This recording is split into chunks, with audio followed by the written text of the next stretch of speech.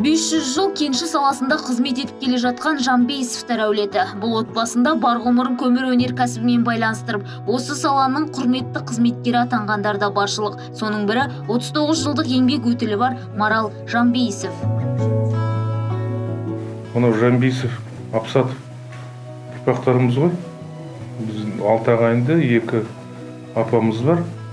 Сол мына 6 ағайындың ішімізден біздің жаңағы менің фамилиям Жанбейісов болғаны, біз сол үлкен атамыздан боламыз. 81 жылдан осы жаңағы осы ағаларымыздың артынан осы Қазақстан шахтасына келіп орналасып. 2 жылдай осы жаңағы Сембі ағаның қасында жұмыс істеп, содан кейін проходческий бригадаға ауысып кеттім. Сол проходкада мінекей.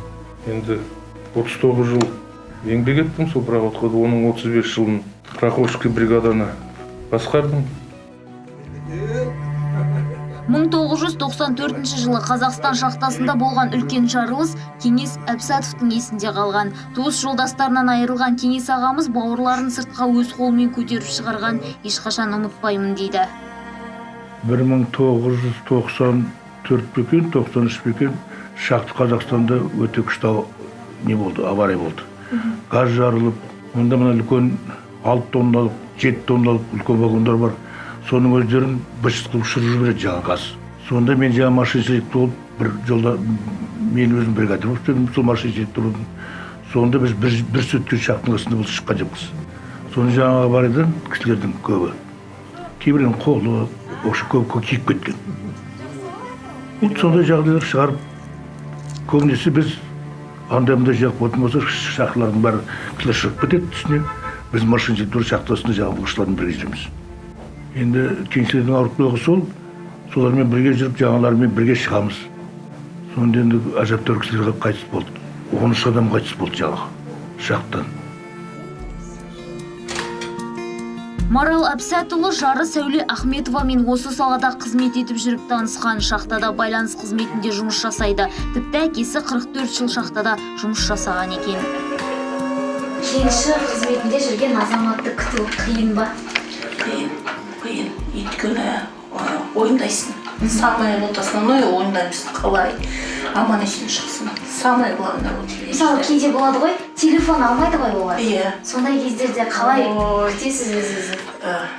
Телефон алмайды дейді, мен связистка. Соны айтып отырмын, что маған легче. Мен забойға звондаймын. Өйткені забойдың номерін бәрін білемін. Әкем почетный шахтер, тоже 3-ді кавалер. Өйткені мен жолдасым Марат айтты. Папа, мен сізді жетем, сізге де жетем, енді кавалер боламын. Сол айтқан. Точно тура келді.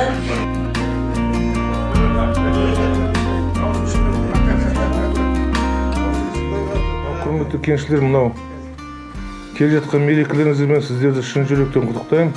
Сіздердің отбасыларыңызға мол бақыт, табыс, денсаулық, осы істеп жүрген ауыр еңбектеріңіздің қызығын көрулеріңізге шын жүректен тілектеспін. Кеншілердің ауыр жұмыстарыңызды жемісін көріп, үйлеріңізде бақыт, молшылық болсын, дендеріңіз сау болсын. Жер астын бағындыру екінің бірінің қолынан келе бермейді. Ол үшін үлкен қажыр қайрат керек. Кен игеру жұмысы ауыр еңбекке жанын құрбан еткен кеншілердің ғана қолынан келеді. Айдана Бекқалиқызы, Александр Евдушенко, Лола Калышева, Лайф 09.